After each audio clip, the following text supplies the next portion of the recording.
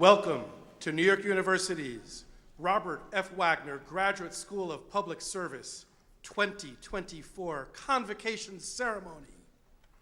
Please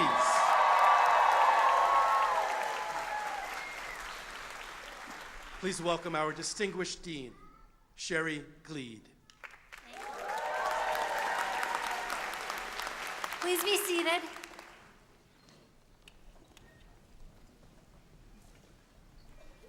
Good afternoon. I'm Sherry Gleed, Dean of the Robert F. Wagner Graduate School of Public Service at NYU. Welcome, NYU Wagner faculty and staff. Welcome to this year's Convocation speaker, Carlos Ciotoli, Vice President of NYU's Campus Health, the Executive Director of NYU Student Health, medical doctor, and proud Wagner graduate.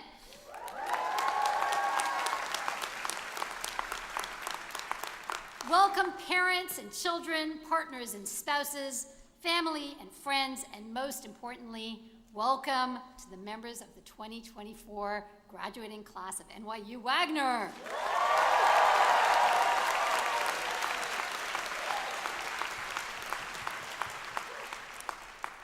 This has been a tough year. The conflict in the Middle East is the most prominent horror, but there are far too many more. War in Ukraine, widespread starvation in northern Nigeria, in Yemen, and in South Sudan, deadly gang violence in Haiti, and closer to home, the challenges posed by the inflow of migrants and the tragic situation of severely mentally ill people living on the streets right outside our doors. There are plenty of days when you read the paper and you just want to crawl back under the covers and hope it's all a nightmare. Despite all that very real awfulness, today is not one of those days. Today, against all those seemingly overwhelming problems, I set the commitment, the passion, and the skills and knowledge and preparation of all of you, the Wagner class of 2024. It sure seems an unfair fight. The problems of the world are huge, and they seem so intractable. And although you are over 300 strong, and you have loads of energy, and you know how to work in teams, and why demand curves slope down, and how to read a balance sheet, it is easy to believe that these problems dwarf even your capacities. No, I don't expect any of you, or even all of you together, to bring peace to the Middle East, or a solution to the migration challenge, or even housing for all homeless New Yorkers tomorrow, or in the next 5 or even 20 years. But I've always been an optimist, and a very mundane, hyper-local, recent experience has just renewed my optimism. More than ever, I believe that over the course of your careers, things that seem impossible now will magically transform into old dusty files to be thrown into the recycle bin as you move out of one office and into another. As most of you know, Wagner has just moved out of our home in the Puck Building in preparation for moving into a new home at 105 East 17th Street in Union Square. It has been quite an ordeal emptying the building, masterfully led by Christina Powell, yay! Who is herself a Wagner grad, naturally, with superb help from the Wagner facilities and faculty support staffs many of you have come to know. For the older faculty, the ones who still remember paper, it has meant going through decades worth of old files to figure out what to keep and what to toss. And in doing that, we've dredged up plenty of evidence of the horrors of the past and plenty of cause for optimism about how public service can improve the future. Let me share just 3 of many, many examples. Jonathan Morduck joined NYU Wagner back in 2000, studying the lives of the world's lowest income people. In his office, reports from that time showed that some 30% of the world's population lived below the low-income poverty line of about $2.15 a day. Today, the share of people living below that poverty line, after adjustment for inflation, you all took economics, has fallen below 10%, a reduction by 2/3 that surely seemed impossible back when Jonathan came to Wagner. Martha Stark, who many of you know from finance or M&L classes, she's sick, she's out ill today, unfortunately. She got her start in the New York City Department of Finance back in the 1990s. She and some other lawyers began looking at the racial and socioeconomic disparities generated by New York City's property tax system. Her work has inspired movements around the country to look at the equity of property tax systems, and just last month, the New York Court of Appeals overturned an earlier ruling and allowed her case challenging the tax to go to trial. It's not solved, but things are looking up. And when I looked through my old files, I found reports about New York hospitals struggling with the enormous burden of uncompensated care back in 2000 in a state where over 15% of the population had not held health insurance during the previous year. It had been like that for over 3 decades, and all of us health policy wonks certainly were sure the situation couldn't possibly change. You can read the reports that say so. They were wrong. At last count, the uninsured rate too had dropped by 2/3. Today, fewer than 5% of New Yorkers lacked health insurance coverage in the past year. The recycling bins outside the Puck building are overflowing with sorrow and horror and tragedy. I'd be lying if I said all the problems of the past several decades have been solved, or that new similarly impossible problems haven't surfaced. And I'd also be lying if I claimed that the work of Wagner faculty and alumni played more than a modest role in the progress that has been achieved. But I think the vast majority of our Puck faculty and alumni can look at those overflowing bins and feel a sense of progress. Wagner faculty and alumni, and now that includes all of you, have faced up to huge obstacles and have found creative and pragmatic ways to get over them or under them or around them. You, the very latest cohort of exceptional public servants, are poised to do the same. It has been an honor and a privilege to serve as your dean, the dean of a school whose faculty year after year develop and evaluate new solutions to seemingly intractable problems of policy design and implementation, whose staff apparently effortlessly move mountains, at least mountains of paper, and of students who are undaunted and enthusiastic in embarking on a career in public service. The world needs you. As our namesake Robert Wagner said, public service is the highest good, and when done honorably and well, the most rewarding. Congratulations to the Wagner class of 2024.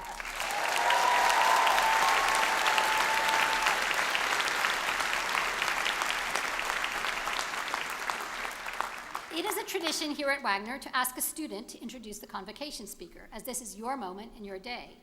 This year, we are delighted to give that honor to Sean Pomeroy.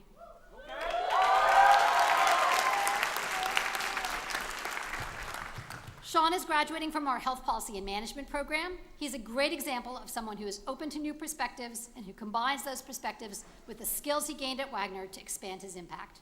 Sean's career takes him to the nexus of digital health and health equity. After finishing a master's in social ethics, he joined us at Wagner to deepen his analytical prowess in order to drive real change in healthcare. During his time at Wagner, he served as the co-chair of the Wagner Consulting Group and worked on a research team analyzing how urban public hospitals can create a right to healthcare. We have been fortunate to have his talents here at Wagner, and now the world is fortunate to gain them. After graduation, Sean will join Manat Health, a leading health policy consulting firm. Please join me in welcoming to the stage Sean Pomeroy.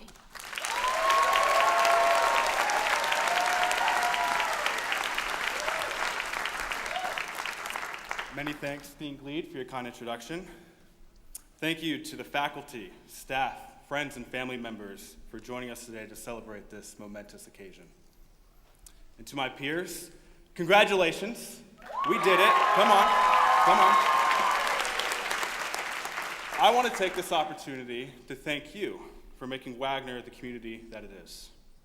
We are a diverse group with many interests, passions, and ideas on how to change the world. We're entering into careers as urban planners, nonprofit administrators, healthcare leaders, policy wonks, and more. And we are embarking upon lives of public service. Many of you have been serving at your time at Wagner. I want to thank you for the mentoring, the tutoring, and the TAing to support your fellow students.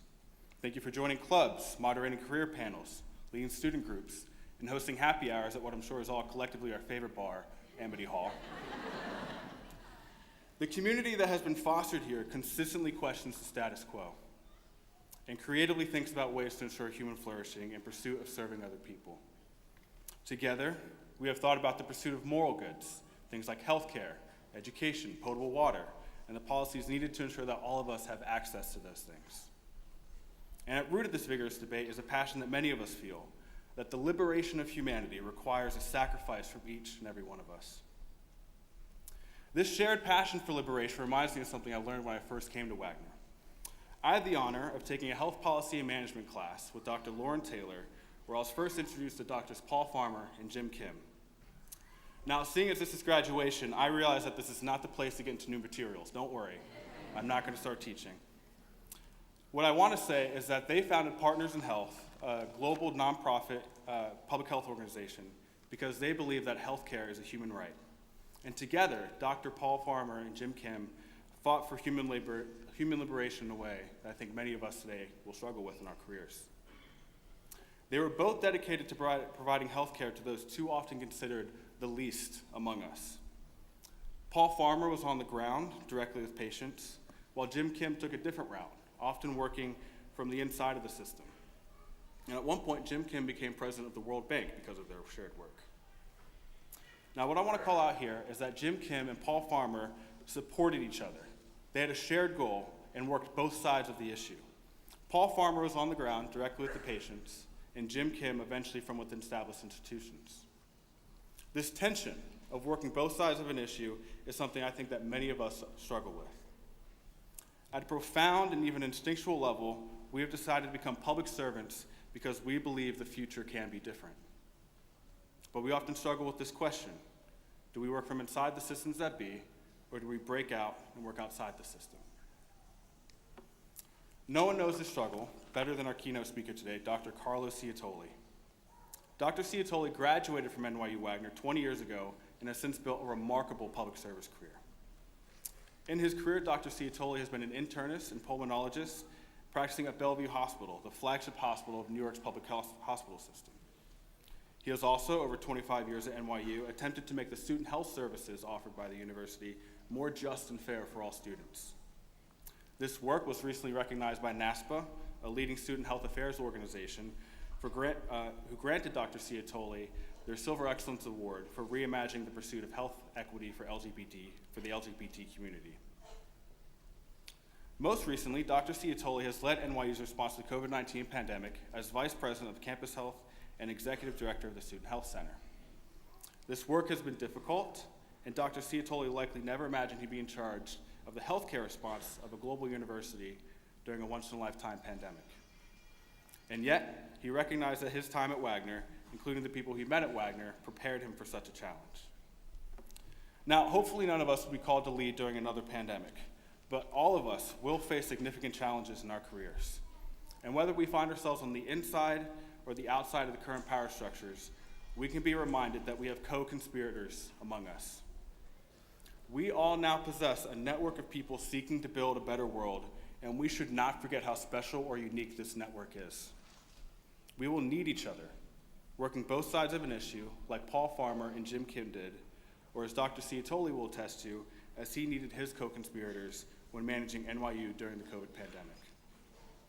And so it is my great honor to introduce our keynote speaker, who has strived to make NYU a healthier and more just place for all students. Please join me in welcoming Dr. Carlos Ciatoli.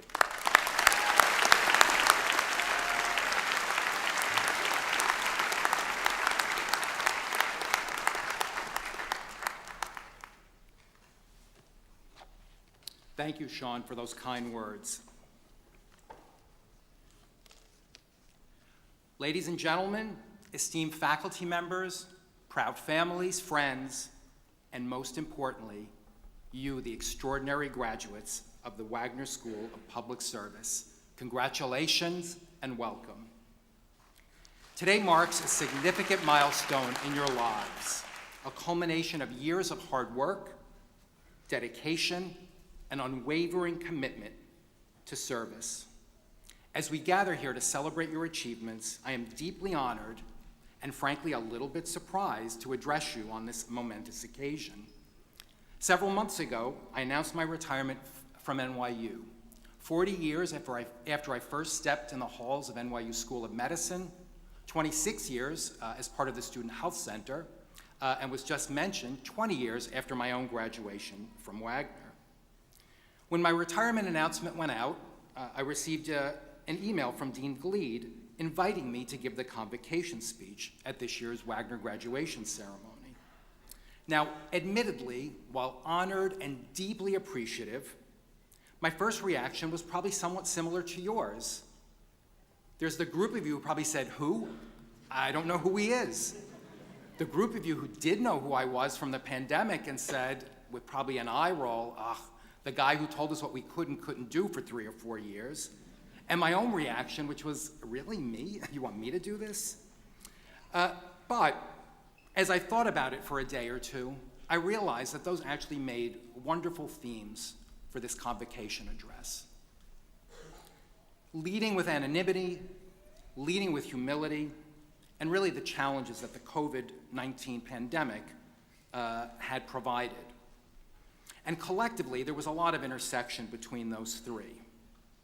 Now, when we think of impactful figures in history, we often conjure up images of renowned leaders, celebrated activists, influential public figures, titans of industry.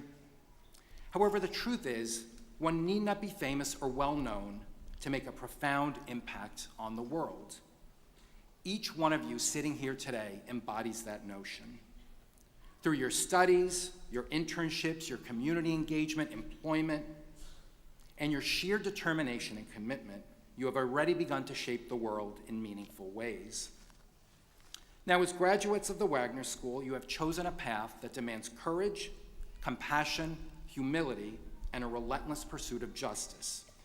You have committed yourselves to serving others, to advocating for the marginalized, and to effecting positive change in our communities.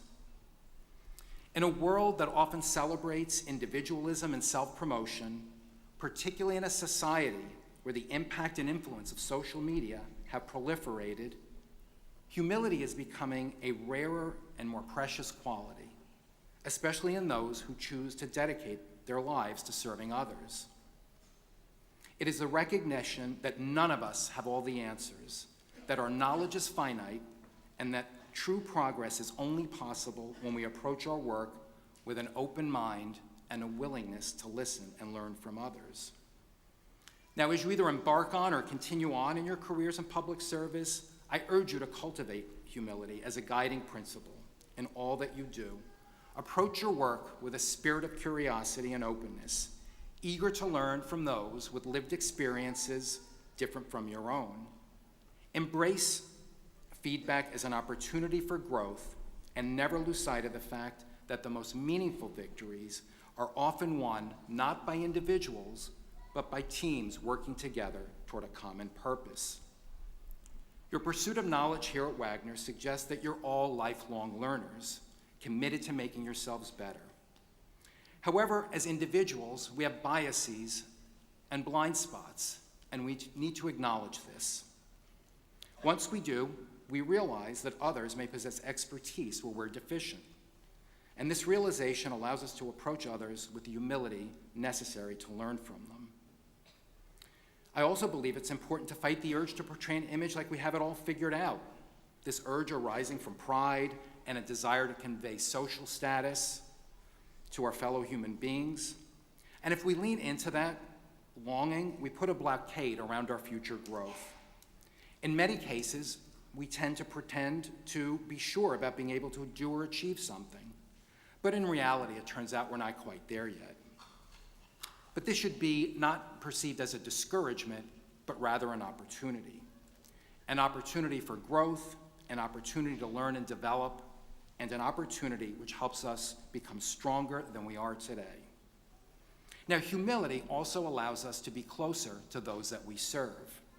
It's a lesson I painfully learned from my time working in the asthma clinic at Bellevue Hospital. I had one particular patient I was taking care of, a middle-aged woman who had severe asthma. I had taken care of her for years. Others in the clinic had taken care of her for years before that. And no matter what we tried, she was never fully clear of her wheezing. It was really just a matter of degree. She'd come into a clinic visit with a lot of wheezing one day, a little bit of wheezing another day. And here I was, an expert in asthma, a board-certified pulmonologist, leading clinical trials, trying to figure out what the right combination of medications were, how to best manage her steroids, all trying to impart my expertise into her care, but never really taking the time to get to know her, know what was important to her, despite the fact that she was a lovely woman who I frankly hadn't really helped that much in the years I was caring for her. One day she came to her clinic appointment completely wheeze-free, totally clear. I began a rapid-fire interrogation to figure out what happened. Was she on a new medication?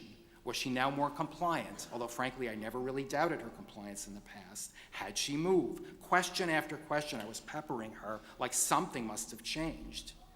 And yet nothing had changed. And here she was, wheeze-free for the first time in years. Finally, in what I'm sure looked like complete exasperation to her, I sort of threw my hands up and said, something must have changed in your life. She paused and casually looked at me and said, well, my dog died. Of course, I had that sinking feeling in my stomach. I started grabbing her multi-volume paper charts, flipping through them, and then I found what I really didn't want to find, her allergy testing and her allergy to dogs off the charts. Of course, consumed with guilt, having never taken the time to ask about her life, about what was important to her, I'm sure she saw the guilt on my face, and in an attempt to assuage some of that guilt, put her hand on my arms and said, Dr. Ciatoli, don't worry, it wouldn't have mattered. That dog was my life, and I would have never gotten rid of him. So it did assuage my guilt a little bit, I must admit. Now, knowing that you bring a tremendous amount of education, experience, and expertise to a situation or encounter should not be an excuse to lose your humility or to forget to engage those that we are serving. It was certainly a lifelong lesson this patient taught me. And we will all have our ups and downs with lessons to be learned along the way. But I know, as graduates of the Wagner School, you are poised to embark on careers that will undoubtedly be marked by moments of triumph and success. You will lead initiatives, affect policy changes, and make tangible differences in the lives of countless individuals. But amidst the accolades and achievements, it is essential to remember the value of humility in guiding your path forward.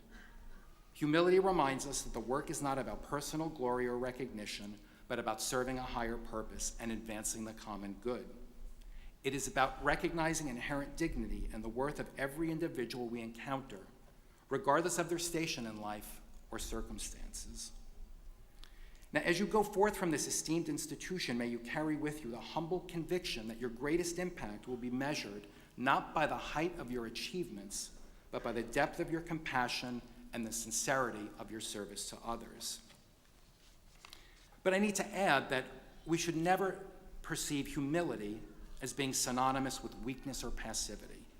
On the contrary, it takes great courage to admit when we're wrong, to seek guidance from others, and to embrace the wisdom of diverse perspectives. It is through humility that we cultivate trust and the respect of those we serve, forging authentic connections and building bridges across divides.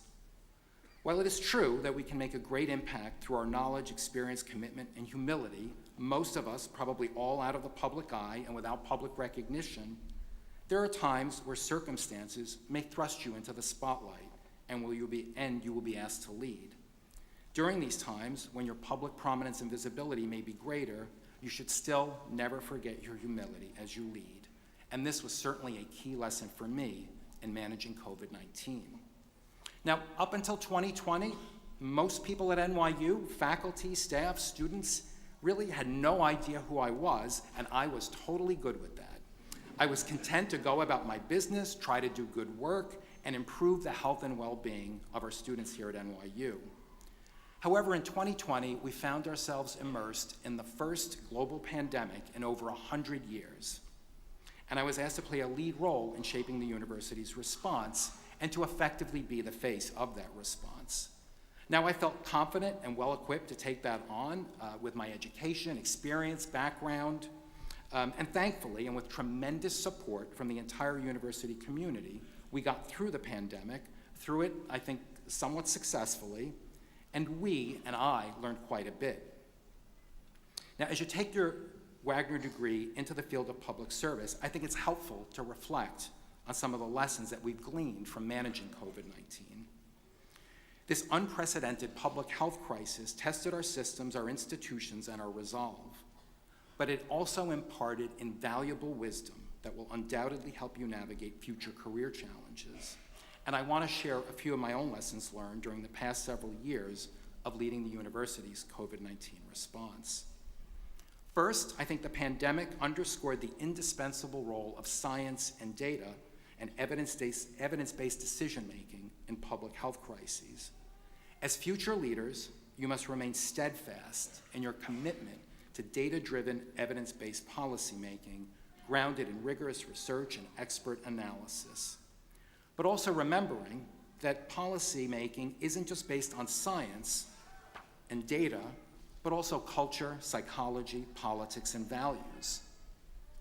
We often agree on the data, often agree on the evidence, which was certainly true during the pandemic, but we value different things and we have different risk tolerances, and policymaking wasn't always easy. The COVID-19 pandemic also underscored the importance of collaboration and solidarity in addressing a crisis.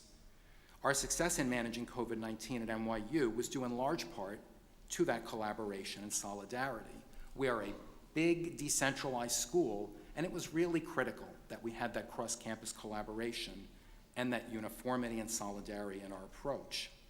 But rest assured, it wasn't easy. It was absolutely remarkable to me how quickly it seemed everyone in the university community, regardless of background, regardless of discipline, regardless of what school they're in, suddenly had become an expert in virology, immunology, and public health, all offering their opinions on what we should be doing. Ultimately, however, university leadership got on board, the deans got on board, and the entire community got on board with our approach. We spoke with a single voice and had a single set of policies. Where exceptions were needed, we created a process for those exceptions, which ensured that we also retained some degree of flexibility. And in fact, one of the core tenets in managing the pandemic was to maintain as much flexibility in our response as possible. How many of you remember that color coding of neighborhoods based off of test positivity and case counts? It was an attempt to have a more nuanced approach where the local conditions were driving policy. And I was under tremendous pressure to recommend the same approach for the university. People were afraid and wanted to know if things got bad, what were we going to do? I want to know if test positivity goes above a certain amount, what are we going to do? But I felt that that boxed us in, our policymaking, at a time when we were still learning about the virus. And in the end, if you remember, that system was quickly abolished when test positivity stayed uniformly above 5%, and our position to maintain our flexibility felt validated. I think all of us can appreciate important lessons learned during a crisis regarding communication. And certainly for us, it was validating. We wanted to make sure we had multiple modes of communication, that we had a central hub of information on our website where people could always find the right information. But I think probably the biggest lesson learned there, for me at least, was that we came to realize that people were not going to listen to a generic, inanimate email, and nor probably should they have. They had deserved a face, they deserved a voice, someone real and someone consistent. And ultimately, that voice and face was largely me. In the end, at least for me, the most important lesson comes back to what I've been talking about all afternoon, the importance of humility. While we certainly like to have all the answers, particularly when you are perceived as the expert, it was important at times to simply admit, I don't know, and in fact, right now, no one knows. As a novel threat, we needed to treat COVID-19 with humility, know that we didn't know what was next, and sure enough, the virus did periodically surprise us. It periodically mutated, it partially evaded immunity, case counts went up, case counts went down, but being humble allowed us to maintain a certain level of trust with the NYU community throughout the pandemic, which was critical because people were legitimately afraid for themselves, their families, their friends, and for the broad NYU community. Humility allowed me to let everyone express their fears and anxieties and feel heard. People had what felt like a million questions, a million legitimate questions, and we sought people out, engaged them from a place of empathy and humility, attending numerous meetings with multiple groups on campus to talk through their concerns, answer their questions, and provide reassurance where we could. COVID-19 was for me in many ways a capstone experience for my career, pulling together, and I'd like to think somewhat successfully, all that I had learned along the way. And after I made my decision to retire earlier this year, I began to reflect not only on the lessons learned from COVID-19, but on my entire career at NYU. Had I accomplished what I'd set out to do? Had I achieved what I wanted? Certainly there were things that I could point to that were significant achievements. We had fairly significantly expanded access to our services for our students. Our patient satisfaction scores went up. We had enhanced systems and processes for better student outcomes. Recognition came in the form of awards, grants, publications, and speaking engagements. And despite all of that, something felt incomplete that I just couldn't quite put my finger on. The answer ultimately came to me in an email from a staff member.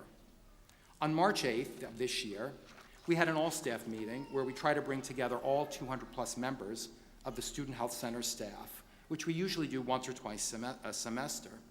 And at the end of that March 8th meeting, I announced that I would be retiring later this summer.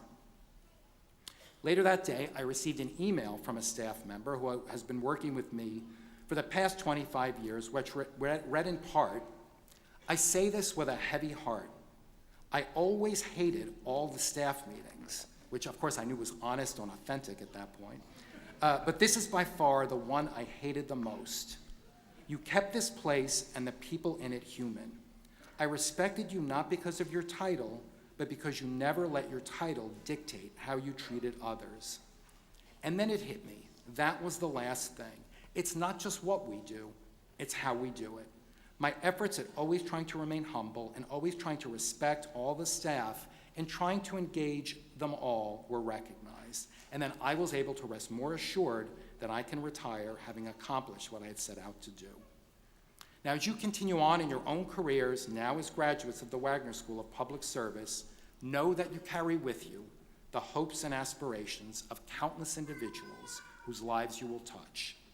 You are the architects of a brighter, more equitable future, and the world is counting on you to lead with integrity, empathy, courage, and I hope a large dose of humility. Congratulations again, and thank you for letting me be part of your special day.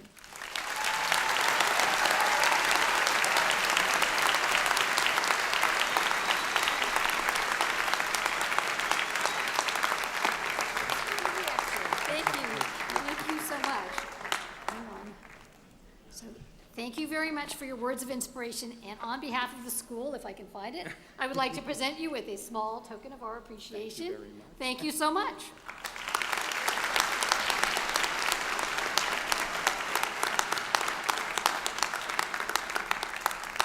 Each year at Convocation, we honor graduating students whose significant contributions to public service leadership within the NYU Wagner community and beyond deserve special commendation. We recognize the awardees for their extraordinary dedication and engagement. In your program, you'll find a description of the awards and short bios for each awardee. I will now call up the awardees. The Martin Dworkis Memorial Award is given to a student for academic achievement, participation in Wagner School activities, and public service.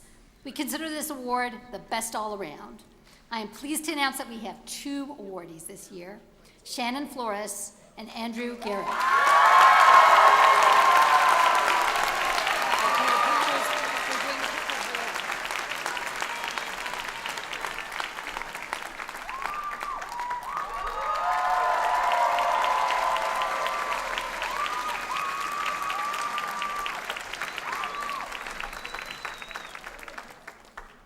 The Robert F. Wagner Award for Public Service is given to a student for exceptional dedication to public service during their time at Wagner. This is often a part-time student or someone who is working full-time in the field while at Wagner and who contributes to the Wagner community in a significant way. I am pleased to announce this year's awardees are Gabrielle Bettino and Sarah Singletary.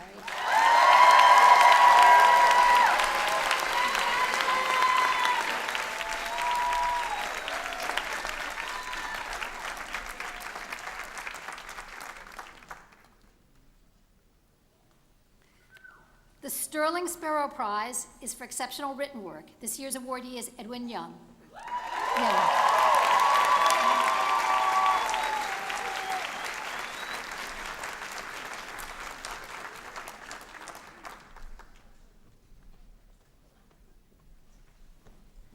The Hamad Fund International Leadership Award is for contribution to the global experience, academic success, and exceptional capacity for international leadership. This year's awardee is Narihiro Tanaka.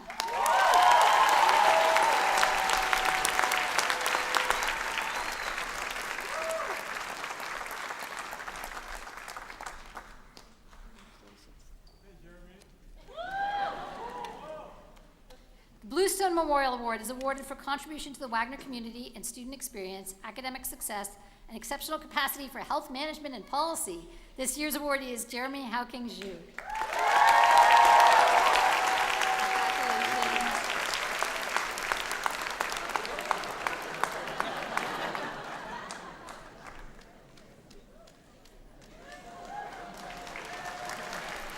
The Robert Byrne Award for Leadership is given for significant contributions to the Wagner community, and it goes to 3 students this year.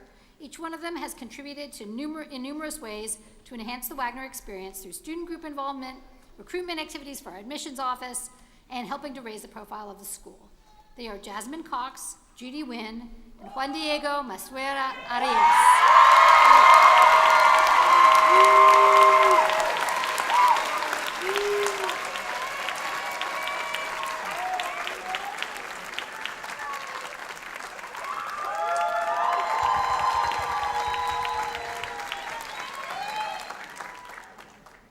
And we have 2 additional awardees, right, this year?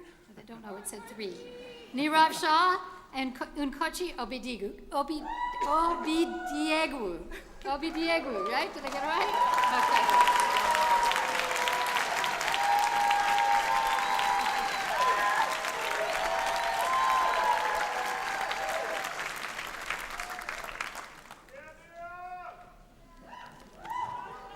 The Joe Ivy Buford Award for Innovative Solutions to Public Service Challenges has 3 recipients this year: Mayway Shelley Lee, Kumil McLean, and Alexandra Roth.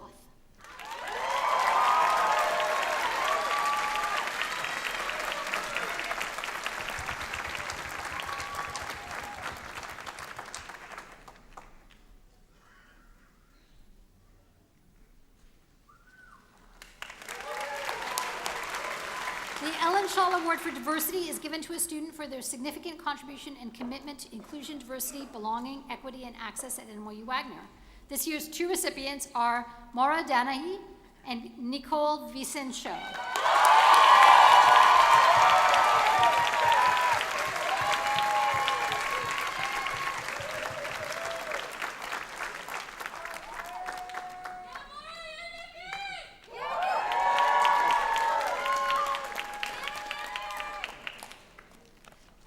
The Howard Newman Award is given to a capstone team for exemplary teamwork, client relations, and final deliverables. The client was the Port Authority of New York and New Jersey. They definitely need our help. And the awardees are Willis Alala, Edwin Jang, Henry Kenengeiser, Julia Rabb, Samantha Sanchez, and Jeffrey Yang. I got it.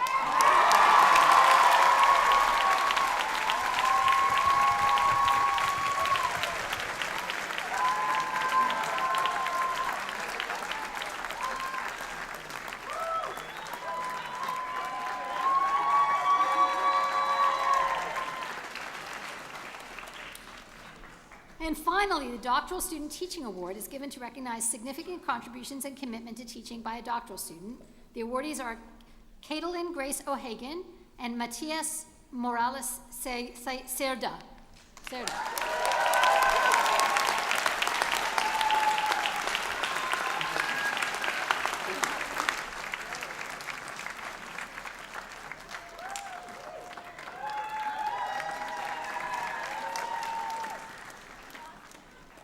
Congratulations to all of our awardees. I'd also like to acknowledge the many, many more of you who received awards and accolades this year whom we are unable to recognize today from the stage. Congratulations to all of you for the significant contributions you have made to the NYU Wagner community and beyond in terms of your academic achievements, effective teamwork, and overall leadership.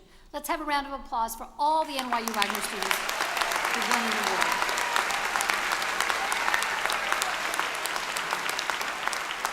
I'd also like to recognize the members of our community who represented NYU Wagner and NYU's 191st commencement ceremony on Wednesday at Yankee Stadium, where legal scholar Martha Minow addressed NYU graduates and their guests.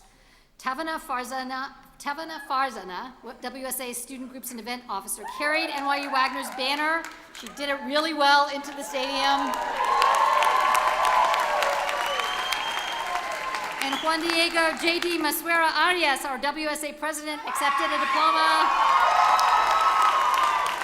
on behalf of all of our master's and doctoral recipients. I am now pleased to introduce our Associate Dean of Academic Affairs and Professor of Public Policy and Economics, Rajiv Deheja, who will present this year's Faculty Teaching Awards.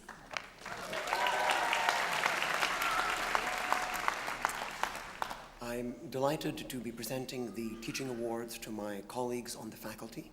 These awards are based on student votes and acknowledge stellar faculty for the impact they have on their students. The first award celebrates our Adjunct Professor of the Year. We're fortunate to attract a talented set of adjunct professors into the NYU Wagner community. These extremely busy and successful professionals teach our students because they're committed to Wagner's mission of preparing the next generation of public service leaders. I'm thrilled to present this year's award to Rebecca Duane.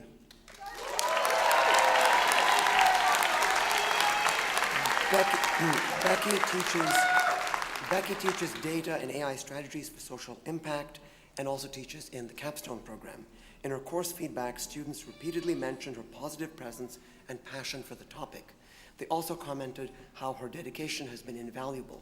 In addition, the students expressed gratitude for her classroom environment, calling it safe and fun, and always inclusive, engaging, and conducive to learning. Finally, perhaps what makes Becky's teaching so outstanding is her ability to relay the material and create practical assignments. A true expert in her field, Becky was able to make the class material accessible to all students from all backgrounds. I'm delighted to present the 2024 Adjunct Professor of the Year Award to Becky Duane.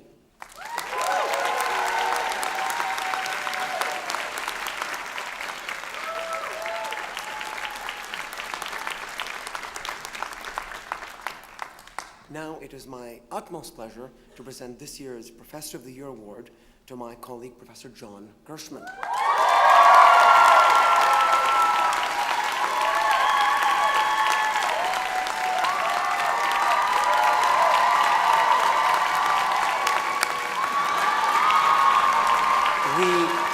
We were fortunate to have recruited John Gershman as a clinical professor in 2002.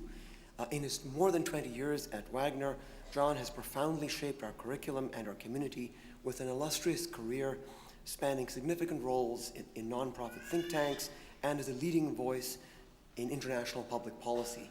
As director of the International Specialization and the International Capstone Program, he has been pivotal in integrating global insights with public service education. His teaching, marked by a deep commitment to interdisciplinary learning, has been consistently highlighted by students for relevance and impact. Here are just a few of their thoughts and reflections on John's teaching. It was uncanny how closely Professor Gershman aligned with the topics and themes discussed in other courses. He makes it fun for students to see synergies between classrooms. Professor Gershman has been instrumental in connecting me to relevant alums and opportunities for growth. His passion for teaching and learning is incredibly inspiring. This is hands down the best course I've taken at NYU. Gershman, an excellent public speaker, keeps the class engaged with his thoughtful selection of readings and topics that are both relevant and challenging. Whenever a student would bring up a point that was not explicitly raised in one of the readings, Professor Gershman would provide insights that not only answered the questions but encouraged further inquiry. His roles as co-director of the NYU Democracy Project, director of the NYU Democracy Scholars Program, and co-director of Wagner's Political Action and Advocacy Specialization further underscore his dedication to fostering progress through democracy, dialogue, and engagement. Professor Gershman is truly a cornerstone of the Wagner community, valued not only for his academic expertise, but also for his profound commitment to student development and community building. Please join me in congratulating John Gershman for winning the 2024 Professor of the Year Award.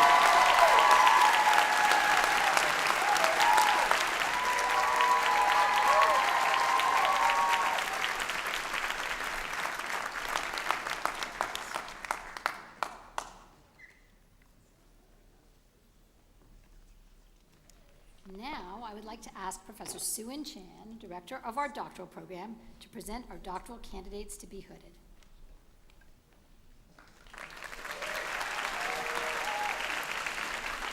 Doctoral candidates and faculty advisors, please proceed to the front of the stage.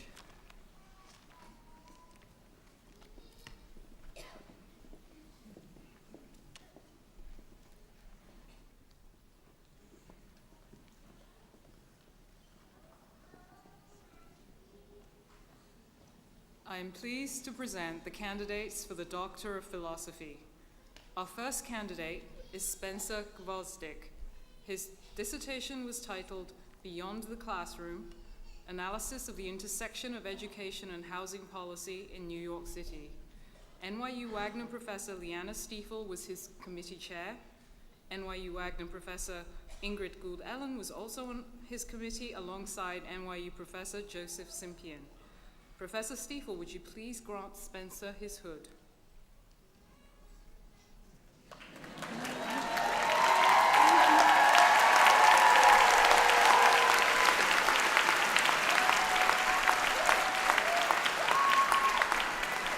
Our next candidate is Catherine Haustoff Harwood.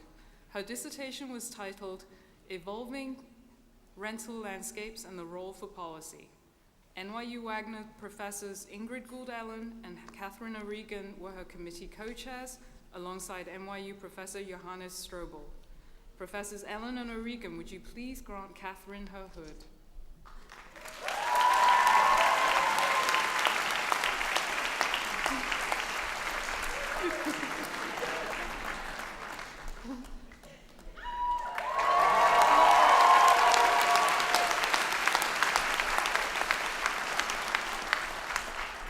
Our next candidate is Patrick Lamson Hall.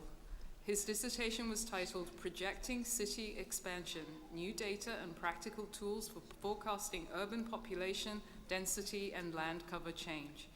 NYU Wagner professor Paul Smoke was his committee chair. NYU professor Shlomo Angel and NYU Wagner professor John Guo were part of his committee. Professor Smoke, would you please grant Patrick his hood?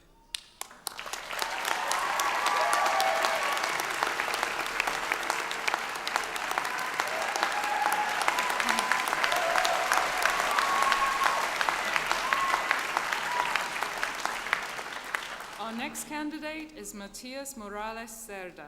His dissertation was titled Essays on Economics of Education. NYU Wagner professor and associate dean Rajiv Daheja was his committee chair. NYU professors Michael Gilrain and Martin Rottenberg also served on his committee. Professor Daheja, can you please grant Matias his hood?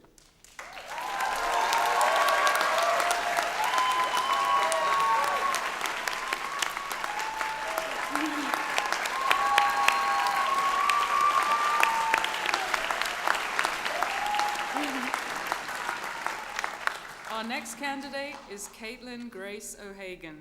Her dissertation was titled Education Policy Targeting, or Lack Thereof, Variation in the Benefits of New School Facilities, Federal Funding for Homeless Students, and the Effect of Moving to Middle School. NYU Wagner professor Liana Stiefel was her committee chair. NYU Wagner professor Travis Sinclair and NYU professor Joseph Simpian also served on the committee. Professor Stiefel, can you please grant Caitlin her hood?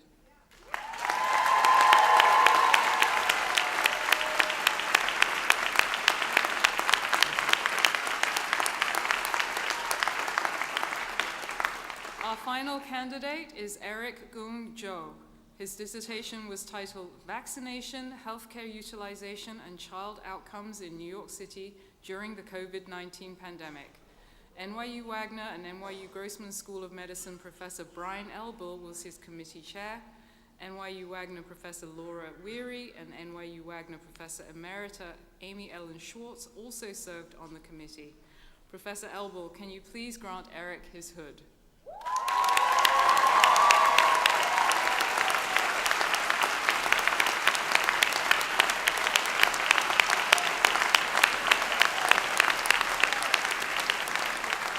Congratulations to our PhD recipients for their extraordinary achievements.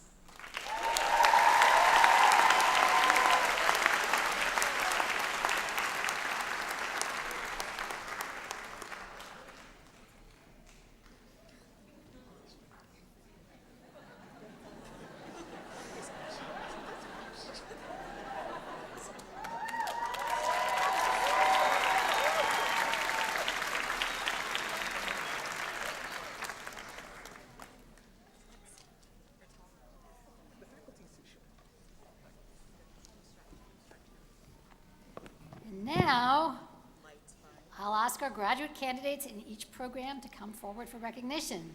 Katja Kurtz, Director of Alumni Relations, and Daniel Christo, Assistant Dean of Marketing and Enrollment Management, will join me in congratulating you and welcoming you to the Wagner alumni community. I would like to ask Professor Paul Smoke, Director of the Public and Nonprofit Management and Policy Program, to present the candidates for the Masters of Public Administration in Public and Nonprofit Management and Policy. David Schachter, Associate Dean of Student Affairs, will read each student candidate's name for this and for all of our programs.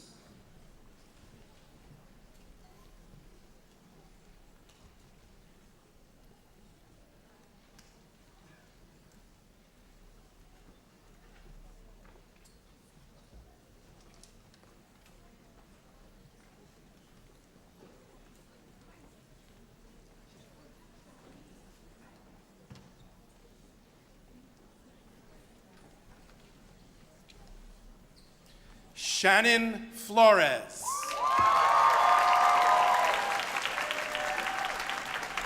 Andrew Garrett.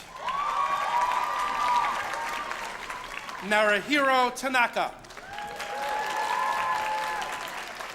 Juan Diego J.D. Mazuera Arias. Nirav Shah. Ugochi Obidiegu. Mawe Lee. Alexandra Roth. Maura Danahy. Nicole Vicencio. Andrea Rathbone Ramos Fernandez. Sarah Golden. James Hargins. Nora Howe. Elizabeth Wellington. Erin Warden. Devashish Taknot. Paul Wenberg. Sehej Sethi. Kevin Tom. Kiki Tang. Jiayi Che. Jiaqi Wu. Xiyu Feng. Robin G. Lily Greenway. Jordana Grunfeld. Monica Millet. Kazibek Juman. Yiming Shan. Jianying Lai. Yuzi Li. Benjamin Hitchcock. Amelia Chiquetto. Miranda Alfano Smith. Isabel Chandler. Matt Wilde. Lo Souza. Georgina Oram. Rashmi Aher. Danielle Casal. Kai Kang. Nicholas Trokel. Winnie Marion. Megan Chu. Catherine Walsh. Claudia Camila Saruseta. Alexandra Elaine Cox. Jacob Johnson. Ji Chu. Xiao Li. Zhangyang Li. Ryu Tse. Faisal Al-Hidaib. Sophie Dornval.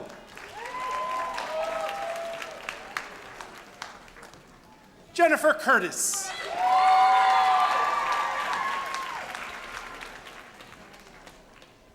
Mai Nguyen.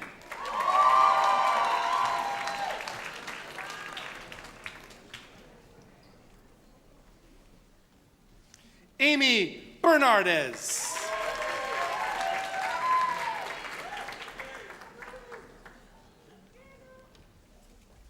Emily Paulino.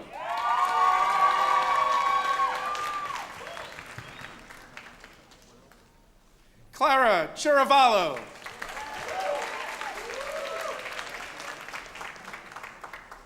We have a backup at the photographer, that's all. We're just slowing it down. Laura Maria Rojas.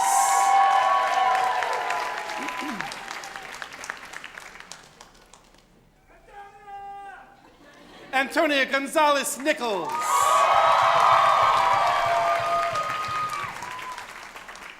Derek DeBlois.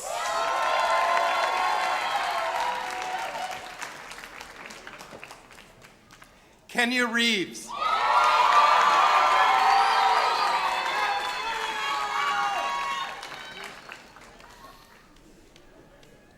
Ninoshka Aristi.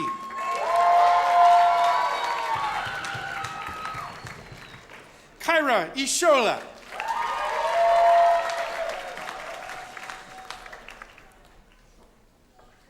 Leanne Andanji.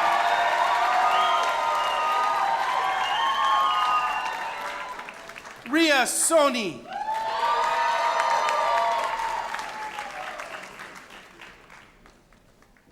Georgia Asi Hillel. Tavana Farzana.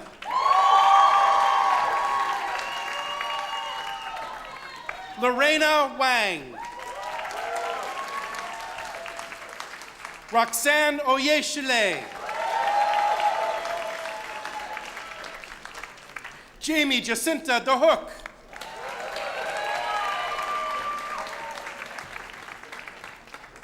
Natalie Martinez Vega. Joe Lencheski.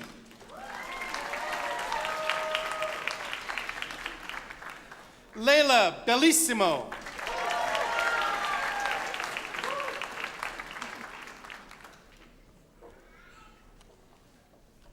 Aline Gay.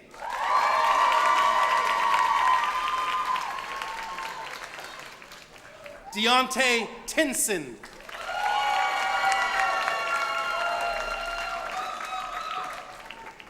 Hannah Black.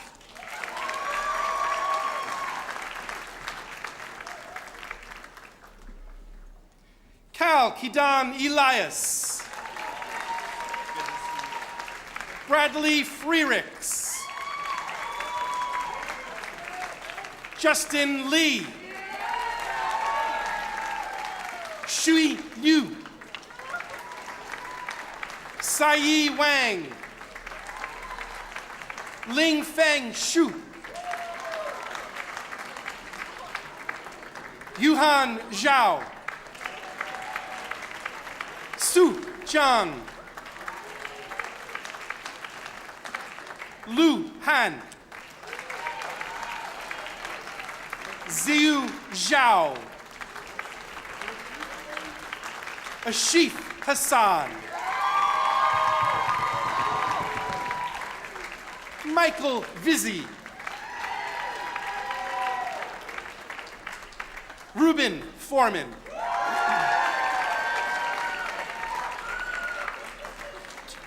John Luis Mendez Garcia. Casey Borkney. Alejandra Beltran. Sarah Santini Duran.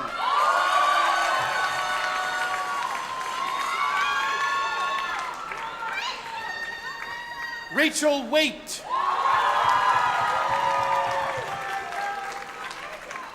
Gina Pohl. Uyanga Mel Dashdor.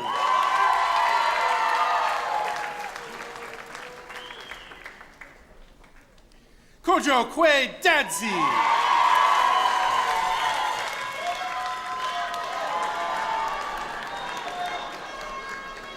Dimiana Habtamariam.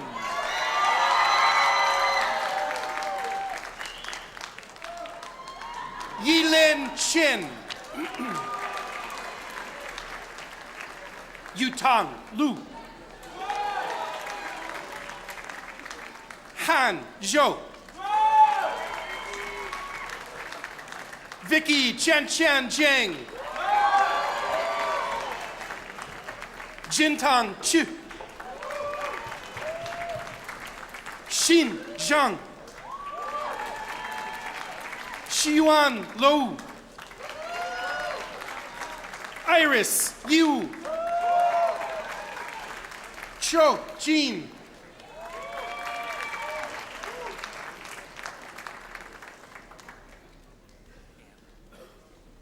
Ana Rita Santos Lopez Mateos Ramos.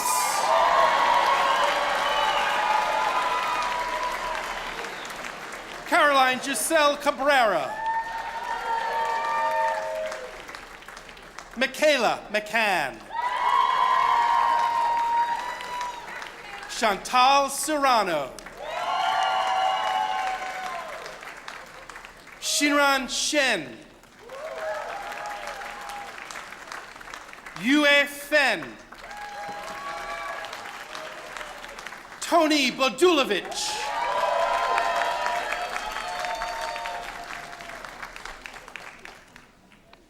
Katadra Brown.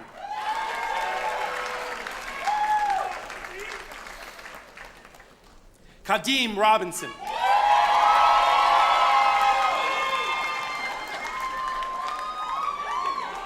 Nicole Jaggernoff. Rachel Fleischer. Tongyu Leon Wang. Zoe Zhou. Catherine Xiun Wang. Shini Yu.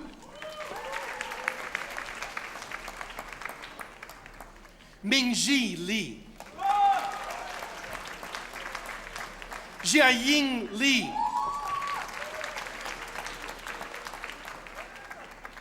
Yifang Yuan.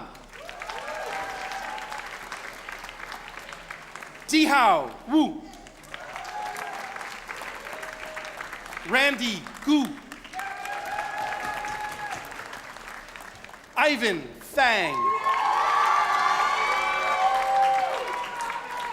Yuchi Gan. Jishin Lei.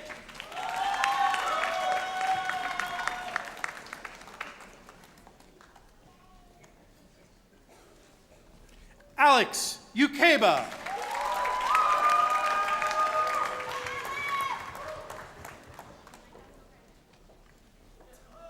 Cristal Saw.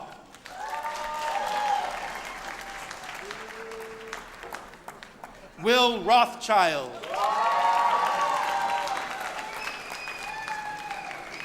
Dominique Dukes.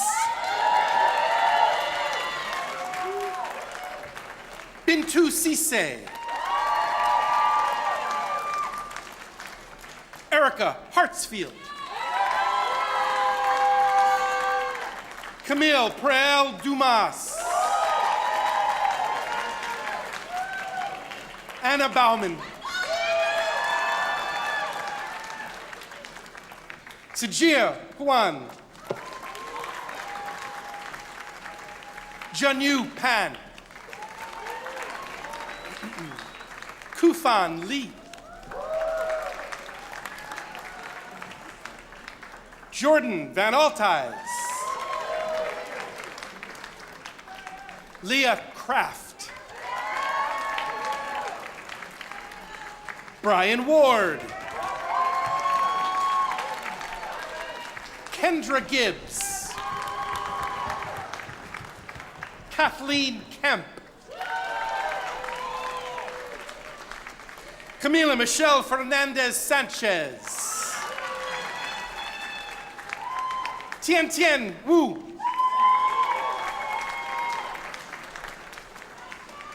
Faisal Al-Saderi.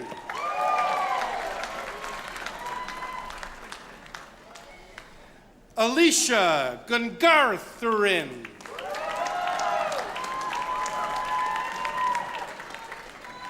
Van Tingley. Serena Desai.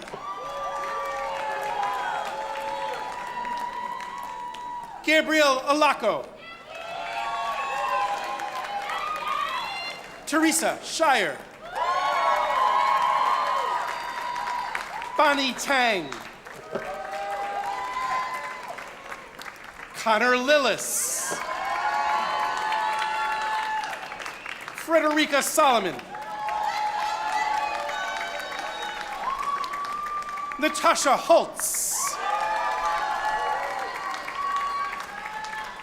Danlei Shu. Yishun Tsai. Ray Wang. Leah Wang. Olivia Tong. Harper Wang.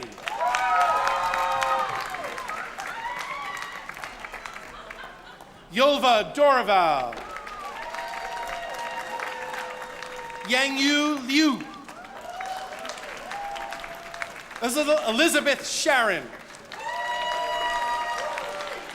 Ricardo Godoy. Carl Clater. Clayton Elder. Leanna Rothman. Shira Kogan. Devin Bratton.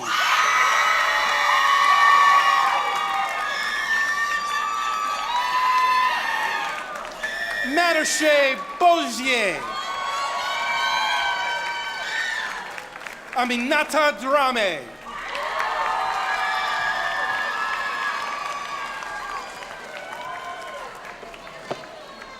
Andrew Berry.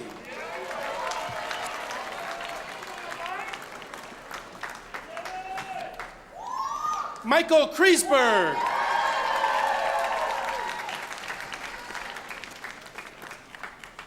Chelsea Aiken. Siobhan Brennan. Sarada Chansiri. Thachara Vade Prak. Nick Stella.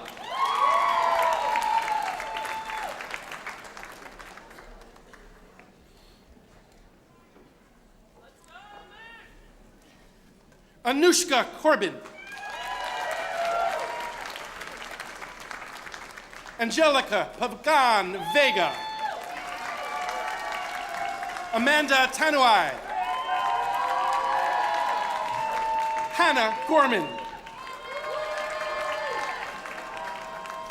Scott Johnson. Sonia Gior. Amy Joy Sisto. Rose Christina DeMarco. Grace Kemmler. Seanru John. Angela Yungu. Christian Sotreja.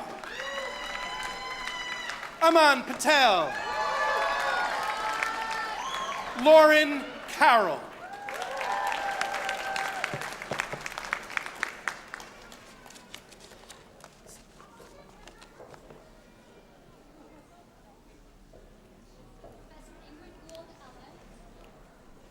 do you need the mic?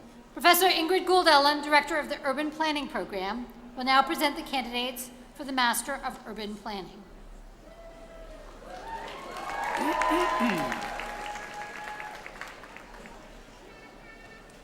Edwin Tang, Jang. Judy Wynn. Camille McLean. Henry Kanengeiser. Julia Robb. Samantha Sanchez. Jeffrey Wang. Alexandria Ferneas Burnaby. Noelle Lascelle. Lin Miao. Callie Wang. Melody Chen.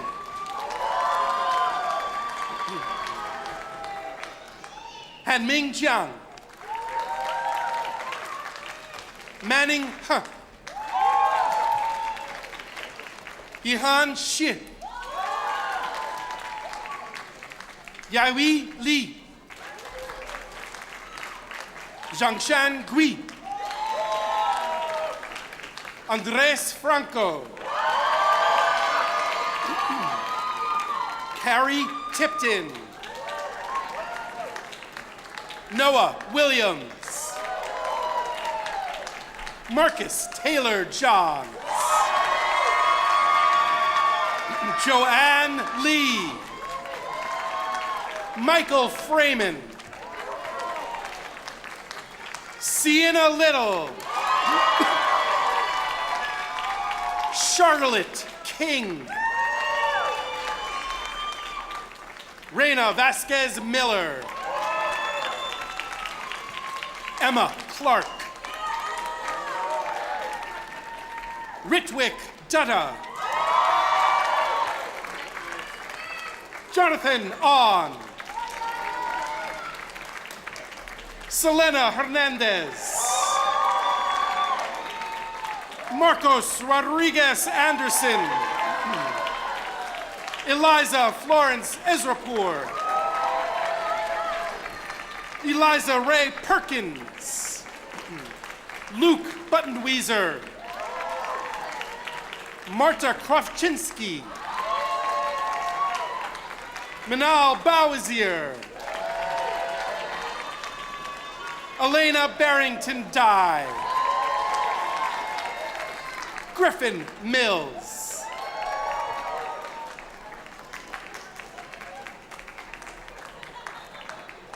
Emily Christine Spielman. Scott. Jake Miracle.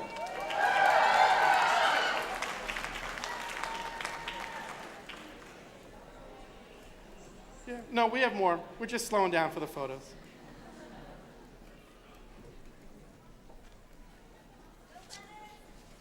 Charlotte Moore.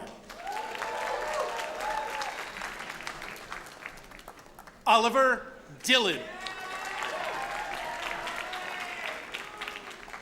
Mary Claire Graham.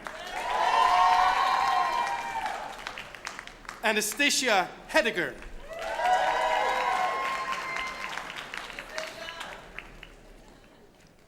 Eva Phillips.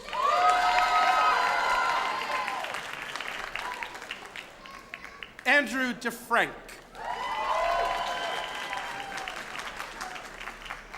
Dory McAuliffe. Sarah Ahmad. Stephen Daniel Zubricki. Jessica Saab.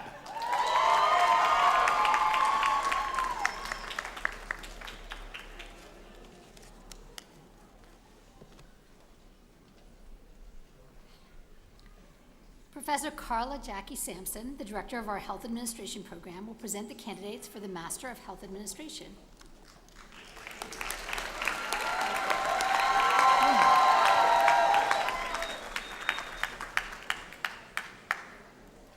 Jasmine Cox. Stephanie Steele.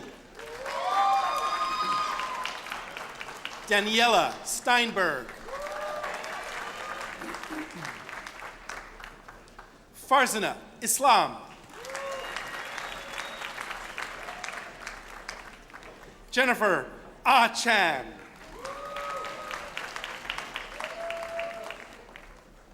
Dulce Garcia. Gail Hines.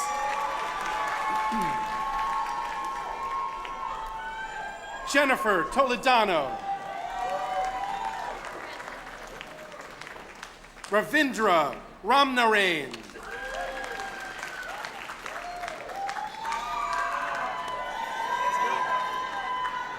Robert McNeil.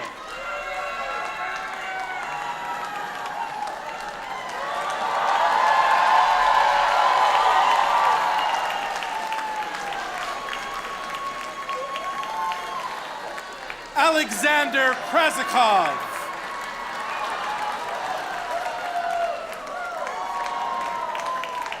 Sabrina Gurville. Diana Wu.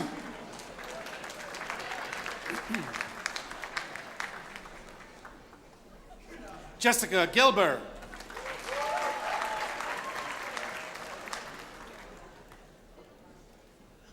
Taylor Menaker.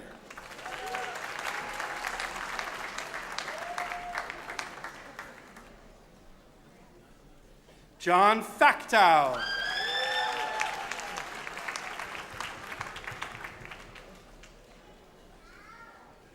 Michael Scholl.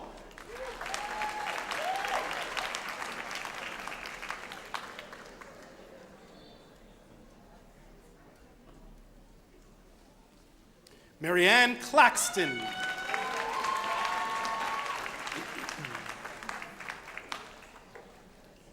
Otanya Siborowski. Sheba Sean Adi. Dion Small. Jessica O'Halloran.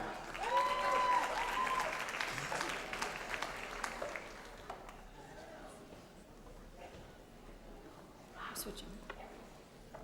Professor Carla Jackie Sampson. Oh, no, we're not switching? Jason Lamb.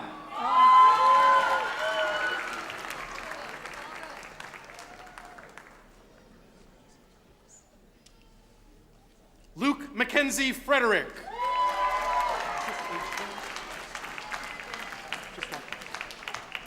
These are just the wrong colors.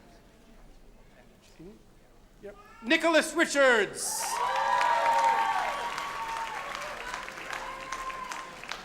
Irina Havana. Zero Zhang. Zoe Rimler. Aldwin John. Mariana Inez Mercado. Diana Colachico. Patricia Janicki.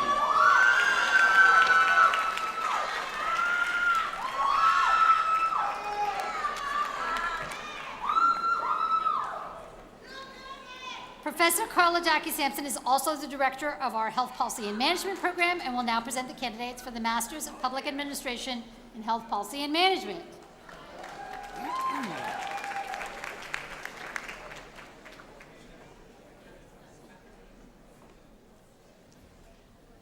Gabrielle Bettino.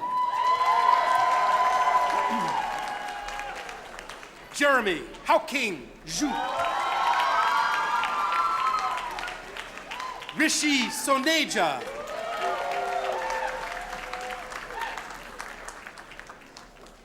Kirsten Shart.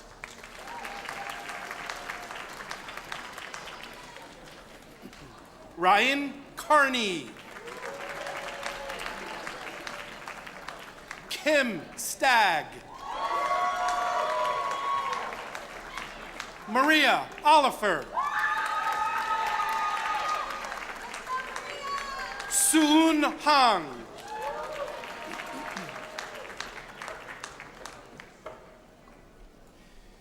Yaji Lee. Honey Patel. Catherine Halicki. Matthew Moore.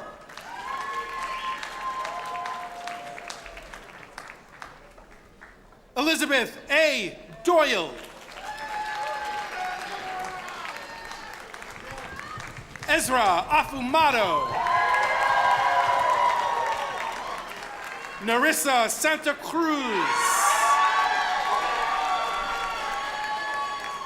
Amanda Moore. Muriel Lavalley. Narkila Sherpa. Jessica Unterlach. Sean Pomery. Will Harris.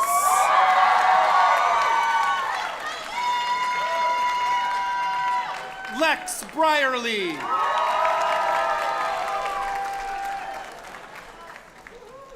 Ashna Gupta. Brian Fawn. Kelly Doherty. Stephanie Gopal. Joseph Gamal Mikhail. Stephen David Lucero. Jianpu Li. Yutang Liang.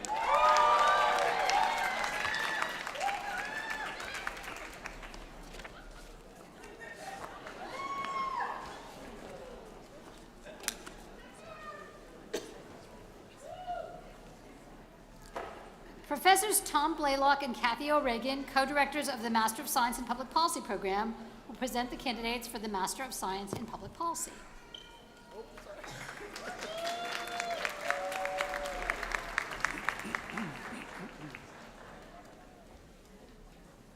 Alvin Sun.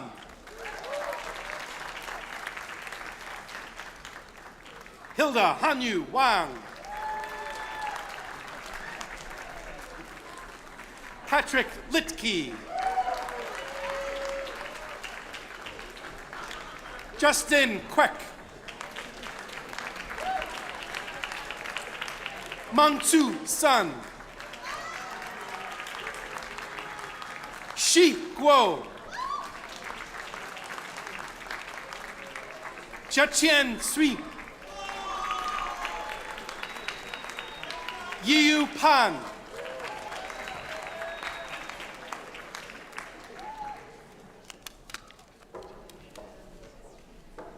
Professor Judy Pryor Ramirez directs the Executive MPA.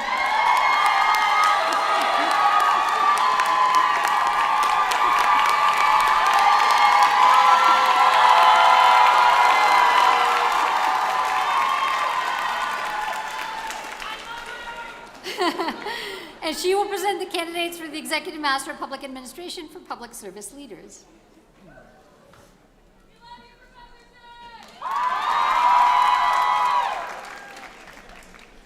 Sarah Singletary.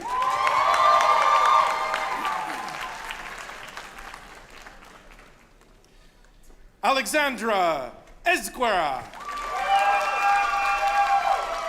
Emily Andrews Wanik. Erin Berzak Lafarge. Tracy Pollock. Jessica Podell Lefkowitz. Rokeya Praman. Ravessa Bajo. Katya Lysak.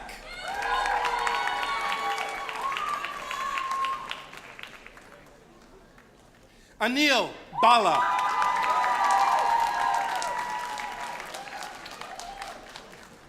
Ashetu Abdullahi.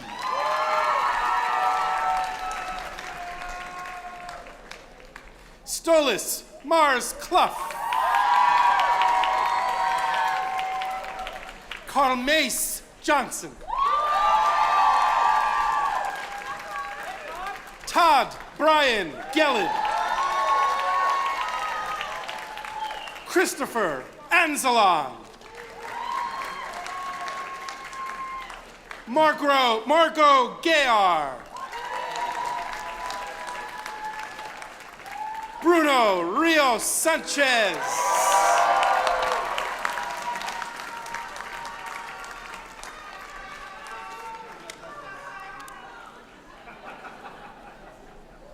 Professor Paul Smoke, Director of the EMPA Global Policy Leaders Program, will present the candidate for the Executive Master of Public Administration for Global Policy Leaders.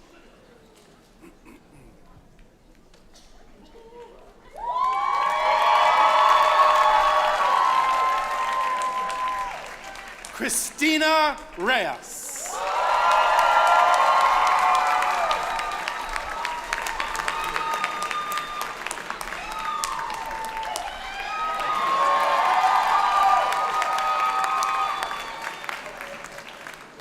Congratulations to the NYU Wagner Class of 2024!